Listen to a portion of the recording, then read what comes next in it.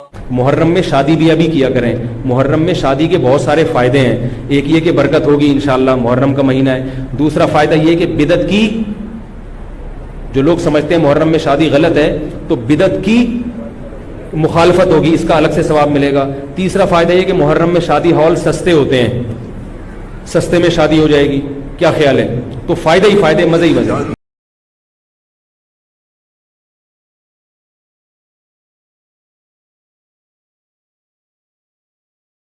اعوذ باللہ من الشیطان الرجیم، بسم اللہ الرحمن الرحیم. السلام علیکم ورحمۃ اللہ وبرکاتہ. تو آپ نے دیکھا ہوگا یہ جو انٹرو میں چلا کہ محرم میں شادی کرنا کتنا ثواب رکھتا ہے، کتنا اجر رکھتا ہے. مال سستا ملے گا، یہ ہوگا وہ ہوگا. ارے دیکھ تو صحیح ہوا کیا ہے محرم میں. مطلب مال سستا ملے گا اس لیے شادی کرے گا، لیکن یہ نہیں دیکھے گا کہ ہوا کیا ہے محرم میں. اس کی طرف دھیان نہیں دے گا کہ ہوا کیا ہے، وہ بات نہیں سوچے گا ہوا کیا ہے. میں مانتا ہوں شادی کرنا مستحب ہے، سنت رسول ہے، مگر جس کے لیے رسول صلی اللہ علیہ وآلہ وسلم نے یہ کہا لوگوں سے کہ مجھے اجر رسالت نہیں چاہیے، میں آپ لوگوں میں دو چیزیں چھوڑ رہا ہوں، ایک قرآن اور ایک اہل بیت. یعنی جب رسول نے کہا کہ اہل بیت آپ میں چھوڑ رہا ہوں، اس کا مطلب یہ ہے کہ اہل بیت کی محبت، اہل بیت کے ساتھ ان کے رنج و غم میں شریک ہونا ہم پر واجب بنتا ہے. اب جب ایک طرف سے واجب ہو، دوسری طرف سے سنت ہو، تو کس کا پالن کرنا ہے آپ خود سوچیں. یہ فتویٰ دے رہے ہو کہ محرم میں یہ ہیں، یہ فضائل ہے، یہ فضائل ہے، لیکن یہ نہیں دیکھو گے کہ رسول صلی اللہ علیہ وآلہ وسلم گریہ کر رہے ہیں اور آپ شادی کرو گے. مانتے ہیں ہم کہ شادی کرنا سنت رسول صلی اللہ علیہ وآلہ وسلم ہے. رسول خدا صلی اللہ علیہ وآلہ وسلم خوش ہو جاتے ہیں آپ کی شادی کرنے سے.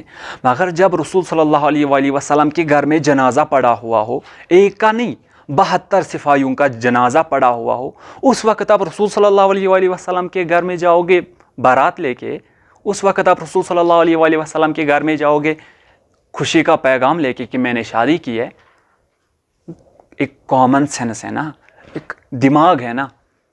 اگر میرے گھر میں شادی ہے، مانتا ہوں شادی ہے مثال کے طور پر، لیکن اسی گھر میں ایک باپ مرا، دادا مرا، بیٹا مرا، تو شادی کون کرے گا؟ شادی کی کیا ویلیو رہے گی؟ شادی کی کیا حیثیت رہے گی؟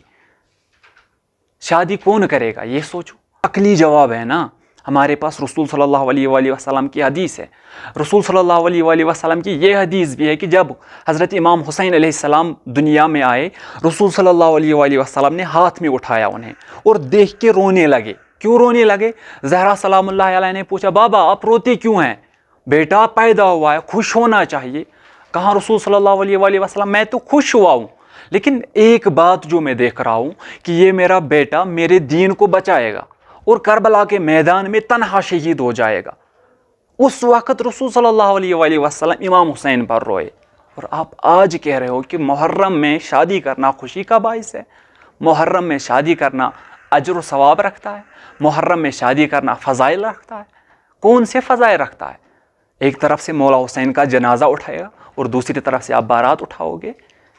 تھوڑی سی فکر کرو، تھوڑا سا سوچو. ایک جاہل یہ بات بولے گا تو کوئی حرج نہیں ہے، کوئی فکر نہیں ہے، کیونکہ جاہل کو پتہ نہیں ہے مولا حسین کیا ہے. لیکن ایک عالم، ایک دین شناس، ایک وہ شخص جسے پتہ ہے دین کیا ہے، وہ یہ باتیں بولے گا. انسان کو چاہیے فکر کرے، سوچے سمجھے. اب ضروری نہیں ہے کہ ہم کسی سے سنیں، ہر ایک کو چاہیے ان باتوں پر فکر کرے. جب رسول صلی اللہ علیہ وآلہ وسلم کے گھر سے جنازے نکلتے ہو، ہم اس وقت رسول کو یہ بولے کہ ہم آپ کے سنت کا پالن کر رہے ہیں.